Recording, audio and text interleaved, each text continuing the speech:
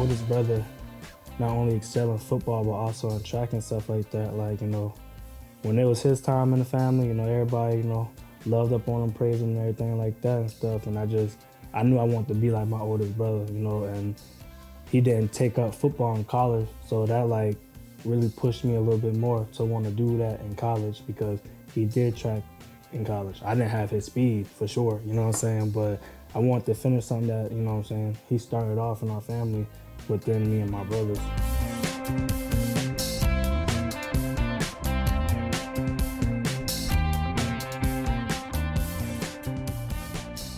Just a few years ago, he accepted a $500 scholarship to play Division II football. Now Mario Anderson is turning heads in the SEC and making the most of this opportunity. From growing up with three brothers to betting on himself to becoming the unofficial team barber, there's plenty to learn about the running back's journey to Columbia.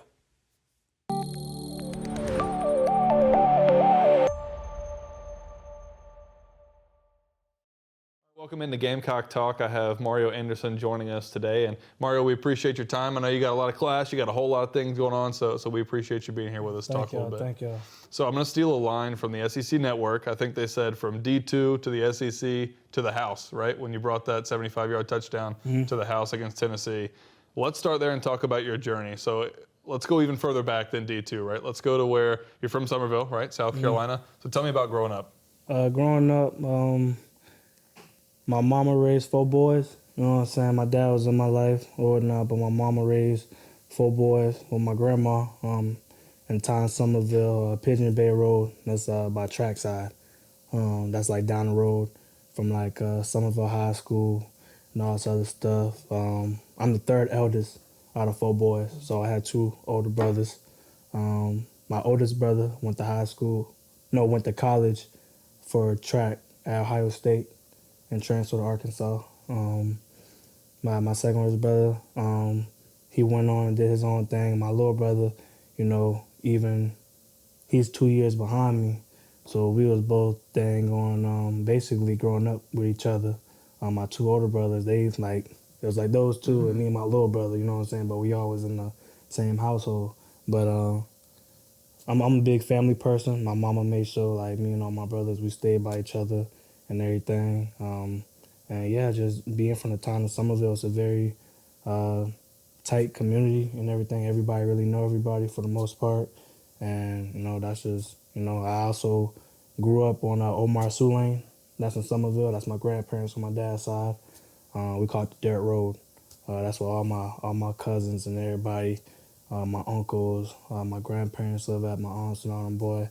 That's where all them boys stay at. So that's kind of like Trackside, Pigeon Bay, and then going Omar Sioux Lane. That's where I grew up at for real. So a few things stood out to me there. You've got it down to the road. That tells you how tight that community is and how tight your family is. And I also thought having 3 brothers probably prepared you a little bit for college football, didn't it? Oh yeah, for sure. There's a lot of fights in the house. Be handled out on the football field maybe, right? Yeah, for sure. Tell me about just what your brothers were able to do, in terms of helping you prepare for what you're doing today. My oldest brother, Davon Anderson, he was, he played under John McKissick before he, passed away and everything. Rest in peace. But my oldest brother, I looked up to him the most because I was in middle school when he was in high school, like his sophomore, junior year and stuff like that before he transferred to Ohio at the Ginn Academy.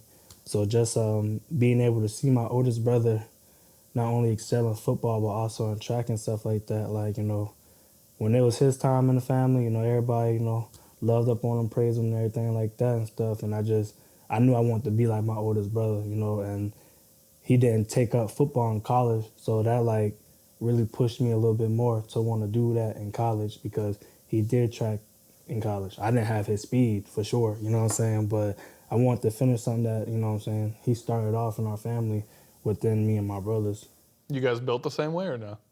No, I'm the shortest one. Yeah. All my brothers, Davon 6'1", Damien is 6'1", and my youngest brother, he's 6'3". So he's the youngest, but he's the tallest out of all of us. I think now I'm starting to realize maybe where that kind of bruising back mentality comes from, because you kind of had to fight a different way. They're all that much bigger than you growing Yes, up. sir. That's funny. Let's talk about your relationship with your mom too. You mentioned that your father was in your life, but she, kind of raised you, the 4 boys.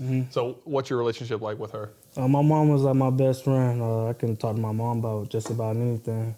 My mom and her mom, which is my grandma, but we call her Nana. My mama and my Nana, like, I go to them just about everything. Like, anything that I can talk to my dad about, I talk to my mom about.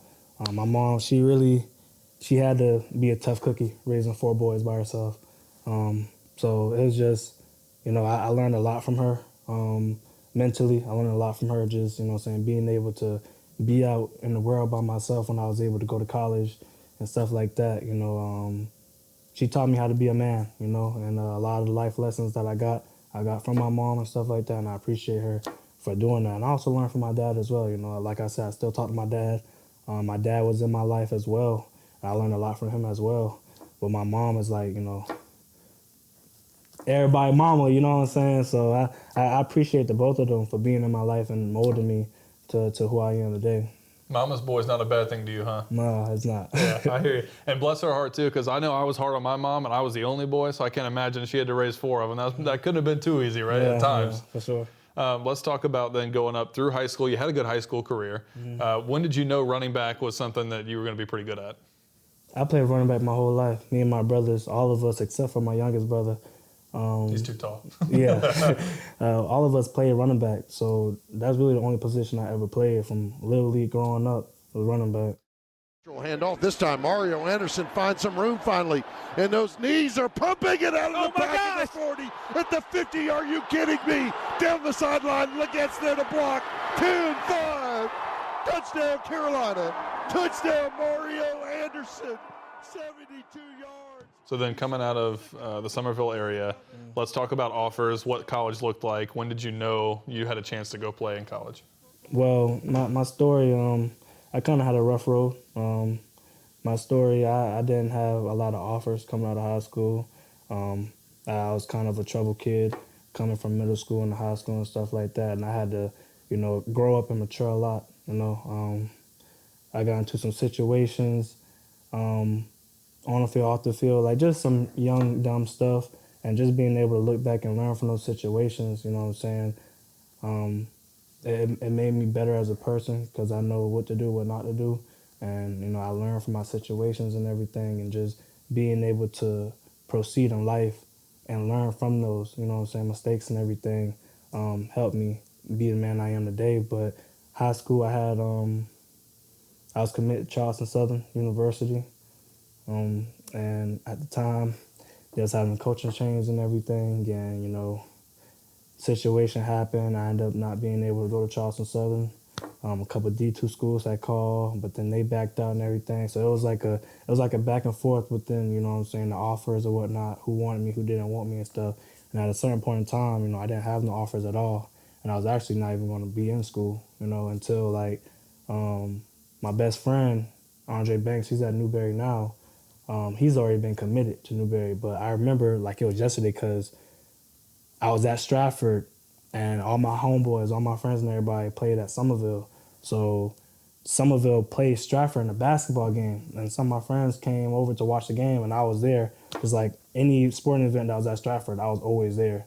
So Andre and Kevon and a couple of my other homeboys all was at the game and stuff, and we was all talking about the situation, and Andre ended up calling one of the coaches that's not currently at Newberry no more, and see if I could have come up there, you know what I'm saying, because I didn't have any offers. So I kind of went up there the following weekend. I talked to my coach about it, Coach McDaniel, and I went up there the following weekend, and Coach Knight was just like, we walked around campus, showed me everything, but Coach Knight was like, we only got $500 worth of scholarship money, so I was basically a walk-on at that point. And I told him straight up, I was like, I'm coming. And he was like, well, I want you to take this home, talk to your mom and everything about it. But, I mean, I was blessed enough to have that, you know what I'm saying? Even though it was my only option, I was blessed enough that he still took a chance on me, you know what I'm saying, and allowed me to be able to grow and develop as a person in his program. So I took the opportunity at Newberry College under Coach Knight and just it was murder she wrote after that. It's an incredible journey. You did a great job at Newberry. The decision to then leave Newberry, come here, how did that all happen? Just being able, going through the seasons at Newberry, a lot of trials and tribulations and stuff, but especially after my last season, I talked to my family, my Uncle Sam, who's very involved in my life and stuff like that, along with my dad and stuff. That's one of the male figures in my life that I really talk to a lot, my Uncle Sam, which is my mom's brother. But just talking to my family and my Uncle Sam and stuff, and just seeing where I want to be at in my career and how I want, how I want to shape shift my career and everything. So I want to take a chance on myself. And, after the season and everything, I was coming off a real strong season at Newberry. And I just wanted to take a chance on myself and just put my name in the portal and see what I can get. Honestly, I didn't know who was going to jump at me. I didn't know what was going to happen. I just want to stick my nose out there and just see what I could get. I do want to talk about just cutting hair, right? How did that start? Started the summer before my freshman year at Newberry. So after I graduated in May, that whole summer before August, my Uncle Jazz, which is my dad's brother, he used to work in a barbershop, and he would always cut our hair and stuff. So I just told him, I went to Sally's, and I bought these real cheap clippers and trimmers, and I was just asking him, can you teach me how to cut hair? So I was practicing on my little brother and Andre, my best friend Andre Head. I was just practicing on their hair and stuff like that, and going into my freshman year, I used to cut people's hair for free. I used to ask people, can I cut your hair and stuff? And I used to let them know, hey, I'm still learning, but I'll cut your hair for free, and just as each semester went and I got better and better, I used to charge $5 after the first semester, then $10 and stuff. And then once, after 2 years, once I really started getting the hang of it, I started charging $20 and stuff for normal haircut. And then it came, I was in the dorm and I was cutting people in the city of Newberry heads. They didn't even go to the barbershop. Everybody came to me. So I used to make $600-700 a week once I started getting real good at it and everything. So that's how it started, just my freshman year. And I didn't want to ask my mom for no money or nothing like that, because I was taking out loans for, walking on to the program and stuff. So I just wanted to help my mom out to not, have her pay them loans and being able to send me money. So even though she still did send me money and stuff, just being able to try to be an adult on my own and find my own way in that sense. What's next for you? You've had a great, middle part of the year here. There's still a ton of season left. But what's next, either next year or after football? Like you said, right now we're just focusing on going and finishing out this season. As far as the future what holds for me, I don't know. My lifelong dream is being able to go play professionally. So whether that's this year or if I got to stay another year, we'll know after the bowl game, whatever the last game is, we'll know after that last game. So, but I got a good feeling that, I love being here. I love the people. I love the community. I love the coaches and everything. So, we don't know. We're just going to see. How good did that 75-yard touchdown feel?